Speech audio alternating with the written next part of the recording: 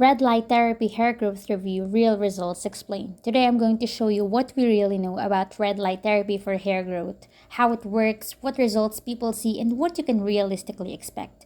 This isn't a miracle fix, but it can support hair health under the right conditions. Red light therapy devices like helmets, caps, or combs emit red or near infrared light that penetrates the scalp to reach hair follicles. This light helps stimulate cells, increase blood flow, and improve nutrient delivery, which can encourage dormant or weakened follicles to re enter a growth phase.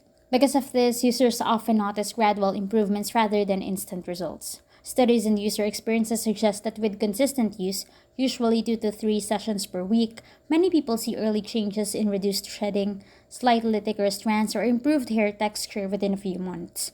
More noticeable hair growth and density can take 3 to 6 months or longer depending on the device, frequency, and the cost of hair thinning. Improvements are typically gradual and results vary widely. Device quality matters a lot. Effective tools use the right wavelengths, provide enough coverage, and deliver sufficient energy to reach follicles. Underpowered or poorly designed devices are far less likely to help.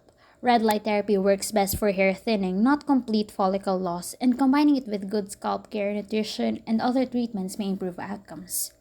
The key is consistency.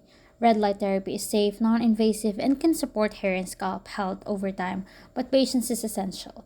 Most users report subtle but meaningful improvements in texture and density, with gradual regrowth in thinning areas. It's not a quick fix, but when used regularly with a quality device, it can be part of an effective hair care routine.